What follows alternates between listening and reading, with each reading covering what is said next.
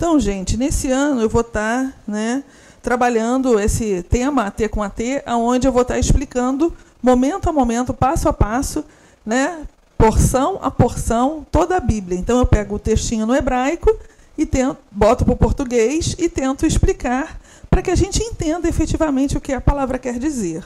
E hoje nós vamos falar do dia 5 e do dia 6 da criação, né?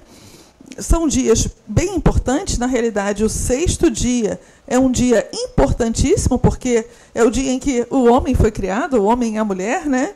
E a gente, às vezes, ouve bastante coisa sobre isso, e o que eu queria trazer aqui é tentar me aproximar ao máximo do original. Então, vamos para o 5º dia, né? O 5º dia também é interessante, né? Criou, pois, vai dizer o nosso texto, criou, pois, Deus o grande Tanim. Essa é a palavra no hebraico, né? E todos os seres viventes que se arrastavam, os quais as águas produziram abundantemente, segundo as suas espécies, e todo voador que voa. Na nossa Bíblia é toda ave que voa, mas na realidade é todo aquele bicho que voa, né? Segundo sua espécie, por isso que é segundo a sua espécie, porque não é só a ave que voa, né? E viu Deus que isso era bom. Então, a grande pergunta aqui, e é uma pergunta que a gente sempre ouve, seja em sala de aula, seja em EBD, é: puxa, na nossa Bíblia, Tanim é o monstro marinho, o grande monstro marinho, né? O que é isso? Será que são os dinossauros? E aí tem muita gente falando, são os dinossauros, viu? Na Bíblia também fala dos dinossauros.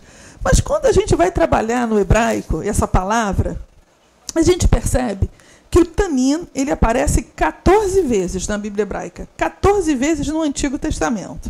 E olha lá, se refere a grandes seres marinhos, refere-se a serpentes, ao monstro marinho que Deus destruiu ou destruirá, uma metáfora da Babilônia e do Egito, porque são dois países grandes, né? E são inimigos, então são monstros mesmo, né? E no hebraico moderno, o Tanim é a palavra para crocodilo. Então, quando você vai a Israel hoje e fala, eu vou lá no Jardim Zoológico, aí vai ter na plaquinha do crocodilo, Tanim, crocodilo, né? Se a gente pensa no Antigo Oriente Próximo, se a gente pensa no Moisés escrevendo esse texto, né? Porque a gente acha que foi realmente, a gente crê que foi Moisés como Jesus cria. Quando a gente pensa nesse monstro marinho, a gente tem que lembrar que no Egito, olha só, no Egito, o Tanim, ele poderia ser o crocodilo do Nilo. Sabiam? Então, eu botei aqui, ó, no Antigo Oriente Próximo, ou seja, antigamente, né, o monstro marinho simbolizava a guerra entre os deuses e o caos aquático. O que é o caos aquático? São as águas, muitas águas violentas. E se a gente lembrar do Egito, antigamente, na época do Moisés, eles adoravam a muitos deuses, né? Eles não adoravam a um Deus, eles adoravam a muitos deuses, né? Pois no Mediterrâneo, ali na bacia do Mediterrâneo, com suas profundezas insondáveis que poderiam levar à morte. Antigamente, muito antigamente, quando eles olhavam para os mares, eles ficavam apavorados, sabiam? Porque eles ficavam, meu Deus, o que tem lá de baixo? E o mar, às vezes, está calmo, mas às vezes está muito revolto. Então, isso levava, né? Se hoje já dá medo, imagina antigamente, quando eles não tinham o conhecimento de navegação que temos hoje. Eles tinham conhecimento de navegação? Tinham. Faziam comércio internacional e tudo. Mas não como nós hoje. Eu não sei quantos aqui veem um programa que tem lá na net que fala sobre pesca mortal. Já viram isso? Puxa, gente, às vezes o mar, eu fico assustada, eu falo, gente, como é que as pessoas se metem no meio do mar com aquele barco? Porque por maior que seja o barco, por mais equipado que ele seja, puxa, o barco, ele pula da água quando tem um mar violento. Agora, vocês imaginem, hoje a gente entende, nós temos estudo das marés, né, profundamente, que eu digo, né? Nós temos aqueles aparelhos todos, né, para poder ver o fundo do mar, para saber. Imagina antigamente, quando não tinha nada disso. Aqui, quando se via um mar revolto, deveria ser, olha, o Deus da água está, né, tá aí brigando com todo mundo, está horrorizado com os homens, né? Quando a gente pensa no contexto de Moisés, né, se levarmos em consideração o contexto mosaico, é o que eu falo, Tanim poderia ser alguma criatura muito grande, porque ele fala o Tanim Hagadol, que é o grande Tanim, uma criatura muito grande, seja aquática ou anfíbia, provavelmente o grande crocodilo do Nilo, um animal egípcio bem conhecido, e que é uma das maiores do mundo. O crocodilo do Egito tem 5 metros, mede de 3 a 5 metros. Quando ele é grande, ele chega, a mordida dele a ser 1 tonelada quando pega uma pessoa, porque esse é o peso dele. Isso sem contar que esse crocodilo, ele era tão assim apavorante, as pessoas tinham tanto medo dele, e ele existe até hoje, né, que ele se torna uma divindade. Os egípcios adoravam esse crocodilo do Nilo como Sobek ou Suco, deus parecido com a cabeça de crocodilo, associado à fertilidade, crocodilo bota muito ovinho, né? Proteção e ao poder do faraó. Tudo que era poderoso, tudo que era apavorante, estava ligado ao faraó. Era assim no Egito, porque o faraó era o quê? A pessoa mais importante do Egito, né? Alguns vão dizer que ele era a própria voz de Deus na terra. Então, o faraó, se tem uma coisa que apavora todo mundo, protege o faraó. Tá ligado ao faraó. Então, esse crocodilo do Nilo, eu não botei uma foto dele aqui, mas quando eu estava pesquisando, eu fiquei assustada. Eles pegaram um demonstrativo. Esse daqui era o homem, né? O crocodilo do Nilo, ele quase que abocanhava metade do homem. A boca do crocodilo, quando aberta, quando ele era adulto. Porque era muito grande, o crocodilo do Nilo. Então, provavelmente, quando Moisés estava pensando, se referindo ao grande Tanim, provavelmente ele pode estar pensando nesse crocodilo gigantesco, né? Que hoje, inclusive, o crocodilo é o Tanim. Por que eu sempre falo, olha, provavelmente? Porque, assim, o ideal seria que a gente conversasse com Moisés, né? Falou, Moisés, quando você escreveu isso aqui, o que você estava pensando? Mas a gente não pode fazer isso, né? Infelizmente, não tem como a gente bater papo com ele. Então, a gente vai tentando, né, se aproximar das palavras do texto a partir do pensamento da época. E no pensamento daquela época, esse grande Tanim, que alguns vão traduzir como monstros marinhos, né, poderia facilmente ser esse terrível crocodilo, né? A Bíblia hebraica, na realidade, o nosso Antigo Testamento, tem muitos seres, né, que são assim uma incógnita para a gente. Então, a gente enfrentou o primeiro, o Tanim, mas a gente ainda vai ter o Leviatã, a gente ainda vai ter o Behemoth, a gente vai ter, né, a Rahab. Então, são vários personagens, tem o Ziz, né, tem vários animais que a gente hoje fica até hoje pesquisando, e temos várias possibilidades, né, para eles, né? Mas o que importa aqui, pelo menos no nosso contexto, é que a gente entenda que Deus, quando Ele cria, Ele está criando tudo. Todos esses animais aquáticos grandes. Poderia ser o crocodilo? Poderia ser uma grande baleia? Poderia. Lá no livro de Jonas, por exemplo, fala do grande peixe, né? Que o Jonas, ele é engolido por um grande peixe, né?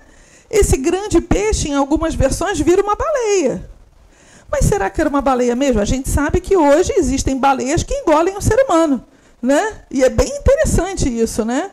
Porque uma vez eu li um cara que ele foi engolido, eu não me lembro se era por uma baleia ou por uma cobra.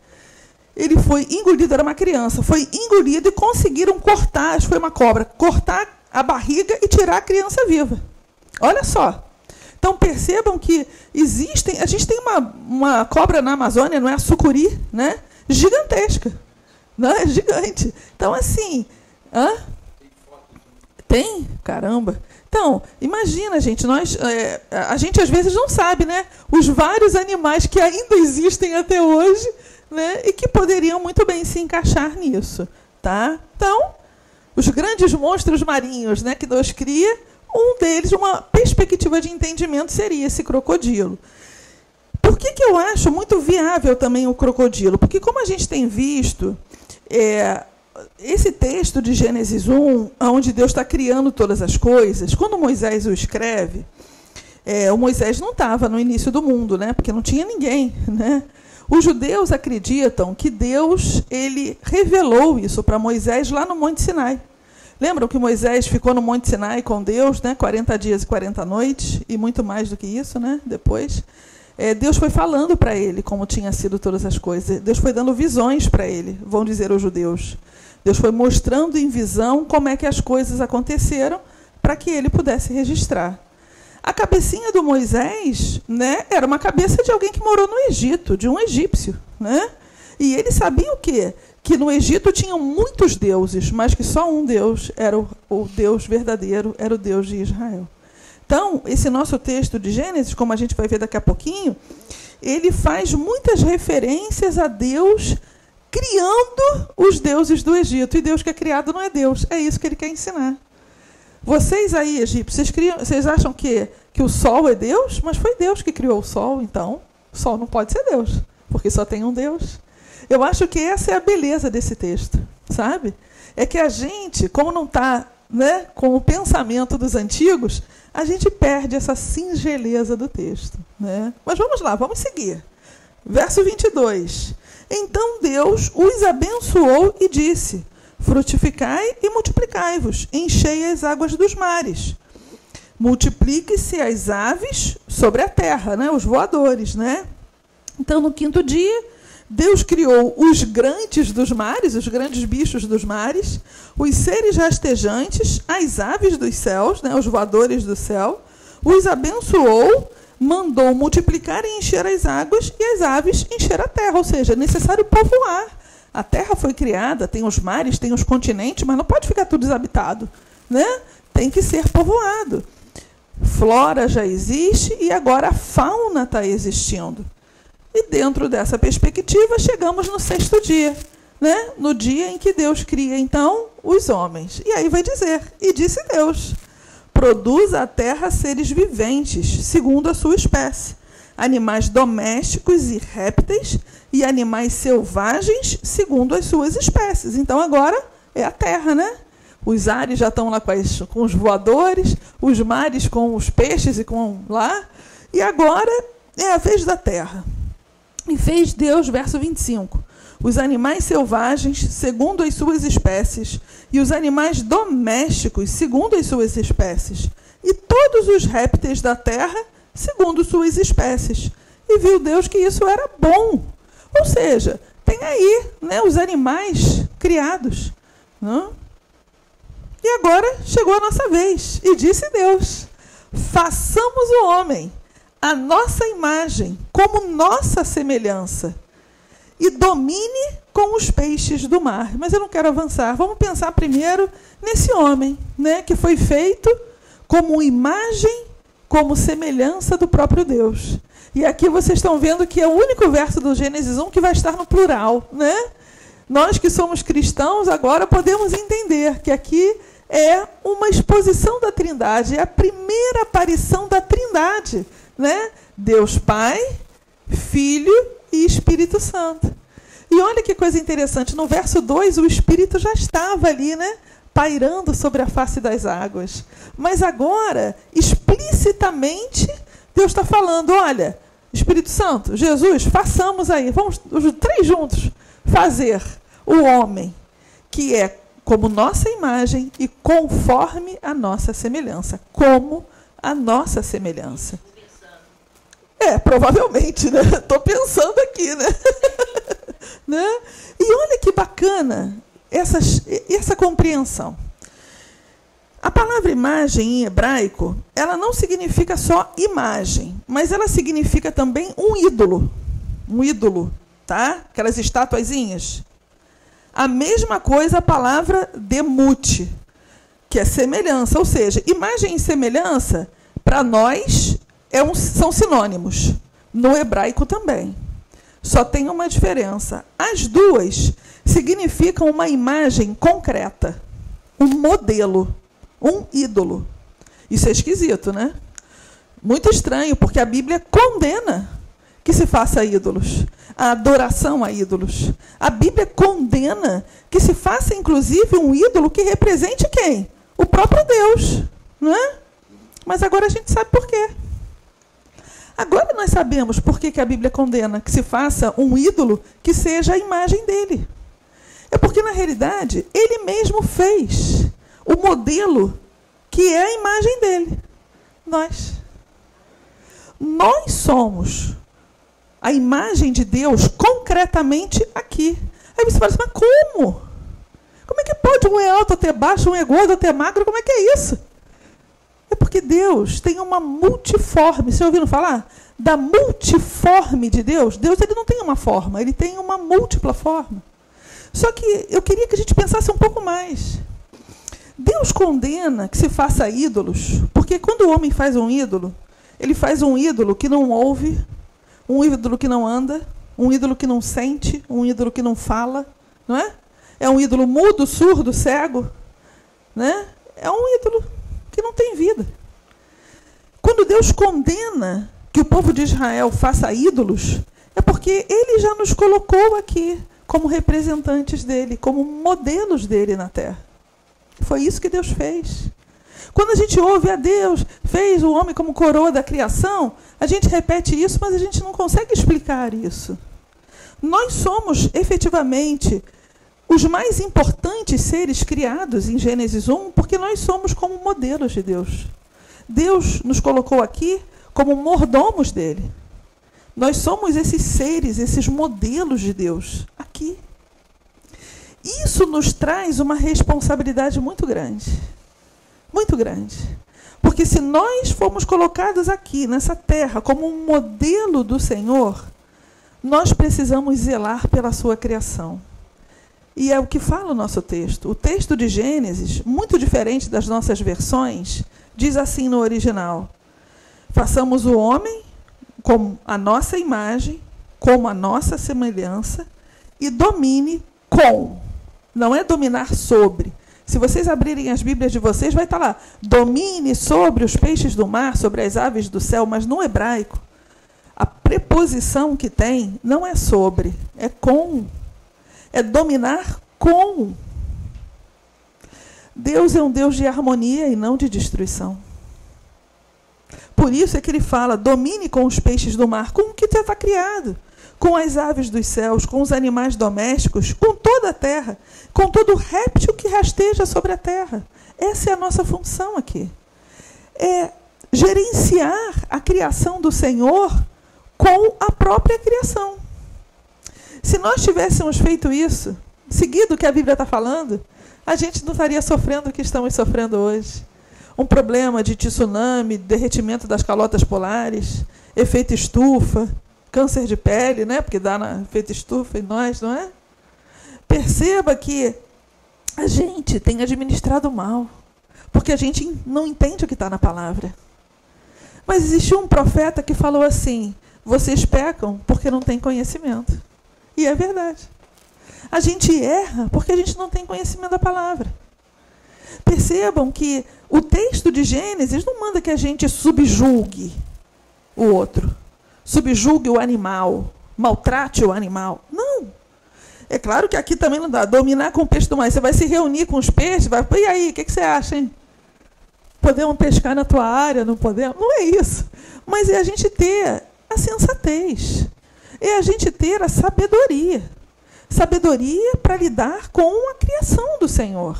O que nos falta hoje, gente, né? Nós estamos colocando em risco o nosso próprio planeta, né? Criou, verso 27, Deus o homem à sua imagem. A imagem de Deus o criou, homem e mulher o criou. Então não é só o homem. É o homem, mas também é a mulher. Aos dois foi delegado a administração da terra, o cuidado da criação, né? E as mulheres, elas tinham uma função importante. Elas cuidavam da terra tanto quanto os homens. Elas estavam ali, né, com os animais. Elas estavam ali trabalhando na terra. E precisava ser sábia. Tinha que descansar a terra. Não podia exigir da cabra mais leite do que ela podia dar. Se eu quero que ela dê bom leite, eu tenho que dar uma boa alimentação para ela. Mas aí eu tenho que ter uma terra boa para poder alimentar a cabra. Olha só. Não é? Vejam como está tudo interligado. É um ecossistema perfeito. A gente é que tornou imperfeita o que Deus fez de maravilhoso. Eu nunca vou esquecer de falar isso. Quando tivemos a pandemia, circulou diversos vídeos, pelo menos no Rio de Janeiro, de como que a nossa costa aqui, por exemplo, do aeroporto, de outros locais do nosso estado, a flora marinha, fauna marinha, se recompôs em 30 dias. Olha que extraordinário! Porque os aviões afetam muito, né? Pousa ali no Santos Dumont, levanta voo, né? E tudo. E aquilo ali afeta muito mesmo, né? Ali aquele pedaço, né? De mar. E ela foi recuperada, gente. Olha que coisa bonita. Os golfinhos passaram a nadar mais ainda na nossa Bahia, né? Agora, vocês imaginem, o nosso estado já é bonito. Nosso bairro é bonito. Imagina sem poluição. Imagina sem a interferência ruim do homem. Porque a gente faz coisas boas na natureza, né? Quando a gente faz um canal para levar água para o Nordeste, isso é top. Puxa vida, que bênção, né? Estamos ajudando a crescer aquela parte do nosso país. Mas e quando a gente desmata? E quando a gente, né, mata os animais? Isso não é bom. Então, não é quando as mineradoras, né, do nosso país, né, não tem cuidado com as barragens e elas vão, como aconteceu as duas, né? Brumadinho e uma outra, né? Então a gente precisa ficar atento, porque está nas nossas mãos. Deus nos fez, né, mordomos da criação dele. Né? 28. E os abençoou Deus e lhes disse: frutificai e multiplicai-vos, e enchei a terra. Pisa, né? Pisa, domina, né? Com os peixes do mar, com as aves do céu e com todo o rastejante da terra. E aqui é muito interessante quando a gente pensa no verbo pisar. Pisar é isso daqui, né? Mas também negativamente subjugar, desconsiderar, positivamente conquistar. Olha só. Eu posso pisar para conquistar e para construir algo bom, mas eu também posso fazer o que eu faço hoje, que é subjugar e desconsiderar a terra e torná-la no que a gente está vendo. Né? Eu entendo que Deus, em Gênesis 1, ele é um Deus de harmonia. Ele é um Deus que queria a harmonia da sua criação em todas as etapas. Seja dos animais com os animais, e seja do homem com o homem, e do homem com os animais. Por que eu estou falando isso? Olha o que ele vai dizer aqui, no verso 29. E disse Deus: eis que vos tenho dado todas as ervas que produzem semente, as quais se acham sobre a face de toda a terra, bem como todas as árvores em que há fruto que dê semente, ser-vos-ão por mantimento. E todos os animais da terra, e a todos os animais da terra, e a todas as aves do céu, e a todo ser vivente que se arrasta sobre a terra, tenho dado todas as ervas verdes como mantimento. E assim foi. E viu Deus tudo quanto fizera, e eis que era muito bom. E foi a tarde e a manhã, sexto dia. Eu queria destacar o verso 29 e verso 30. Percebam que o que Deus dá para nós comermos é vegetal. É fruta, é semente, é planta. Deus não permite que a gente mate o animal para comer. Pelo menos por enquanto. Os homens e os animais, eles vão ter como mantimento a erva da terra, o fruto da terra, mas não os animais. Por quê? Porque os animais, eles vão estar ali conosco, né? Administrando. Percebam que a morte não faz parte desse texto, nem dos animais.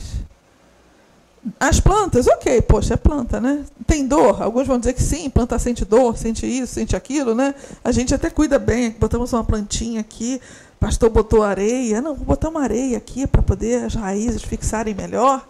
Ok, mas assim, não é como um gatinho, não é como um cachorrinho, né? Que você sabe nitidamente, a planta sente. Poxa, vai ficar uma folha meio murcha, aí você sabe que está ruim, melhora a água, pinga umas gotinhas ali de, não é? Como é que fala? Fertilizante, né? Mas era a planta que a gente comeria inicialmente. Era a planta. Nós vamos ler toda a Bíblia, mas essas histórias iniciais, essas histórias atemporais, são muito preciosas para mim. E me toca muito essa questão da não violência do texto de Gênesis 1 e até mesmo de Gênesis 2, né? Porque são 5 grandes histórias. Gênesis 1, Gênesis 2, 3, que vai falar do pecado, do Jardim do Éden. Gênesis 4, que vai falar da morte de Caim e Abel. Gênesis 6 a 9, que vai falar do dilúvio. E Gênesis 11, que vai falar da Torre de Babel. São 5 histórias. O centro da história é o texto de Caim e Abel. É o texto da primeira morte, efetivamente. E é o texto da grande punição, eu diria. Deus, de forma alguma, queria isso.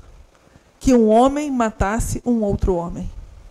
E pior, sem que esse homem tenha um descendente, seja um sobrinho, seja alguém. Ninguém. Olha só. Olha o que o texto está nos mostrando. Deus, ele é totalmente contra esse tipo de violência, esse tipo de dificuldade. Voltando para Gênesis 1, esse é o texto onde Deus nem fala que a gente vai morrer. A criação é para a vida. Gênesis 1 é criado para a vida. Para que o homem viva, para que os animais vivam, né? Para que as plantas cresçam. Olha que coisa bonita. Né? E isso é lindo, eu pelo menos acho. Além de Gênesis 1 ser esse texto de vida, tem uma coisa que tem me chamado a atenção nele, que é isso daqui que eu expus. Em Gênesis 1, parece que o texto brinca com os deuses do Egito, mostrando que Elohim, o nome do Deus de Israel, os cria e os manipula para que assumam as funções que ele quer, que Deus quer. Por que eu estou dizendo isso? Olha só. Primeiro versículo de Gênesis. No princípio criou Deus os céus e a terra. Perfeito? Céus no Egito era um deus, Nut. Era uma deusa, Nut. E a terra era uma outra deusa, Geb. Mas é Deus que cria.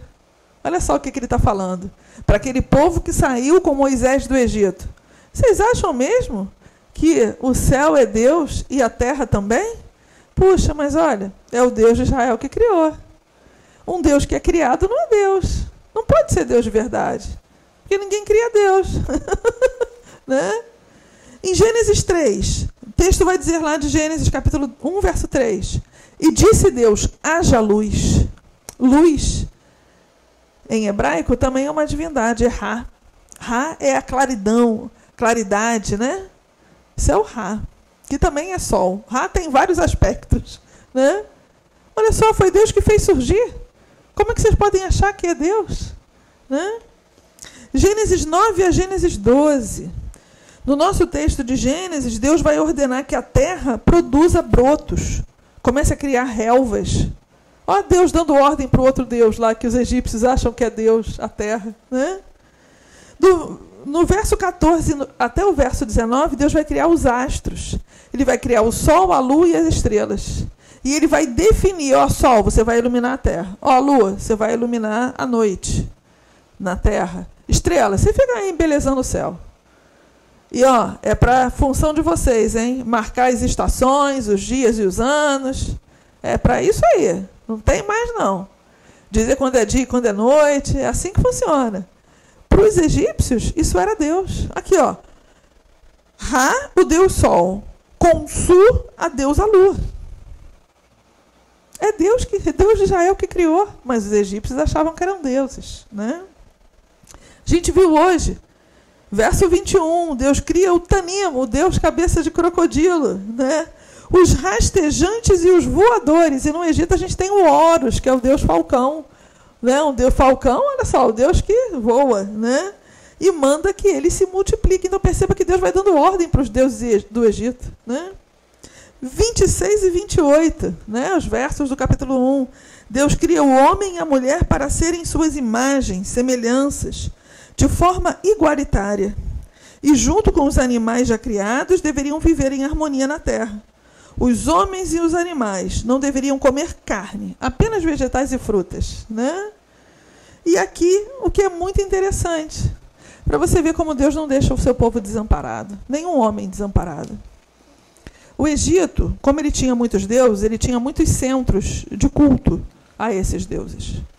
Então existiam centros em Tebas, em Heliópolis, em Hermópolis, em várias cidades. Uma delas, em Mênfis, havia um mito que dizia que um deus chamado Pá, que é o deus dos artesãos, pela mente dele, ele foi falando e as coisas foram ganhando vida. Olha que coisa interessante. Eu não tenho esse texto, eu nem li esse texto, não consegui ler, mas olha como se aproxima com o texto de Gênesis, né? Vejam, no Egito eles criam que um deus poderia ter criado todas as coisas falando. Ele falava e as coisas iam acontecendo. Vejam o que Moisés faz. Ele chega e diz assim, olha, aquilo que vocês ouviam lá, que Pá fazia, então, na verdade, quem fazia mesmo era o Deus de Israel. Pá, ele copia o que o Deus de Israel fez. Ou, como vão dizer algumas pessoas, Deus, ele é tão tremendo que ele vai se mostrando nas culturas. Ele vai se revelando um pouquinho, não na sua totalidade, porque isso só na Bíblia, mas ele vai se revelando, né? Ele vai se mostrando, ele vai, né? E aqui pode ser uma possibilidade dessa, né? Eu acho muito interessante, a gente está chegando ao fim de Gênesis 2 e daqui a pouco já vamos para o fim de Gênesis 1, já vamos entrar no outro texto da criação também muito especial, que é Gênesis 2, e é um texto difícil, né? Porque é o texto que fala do pecado original e tudo. Mas vejam, eu queria finalizar essa nossa EBD mostrando para vocês a grandiosidade desse Deus.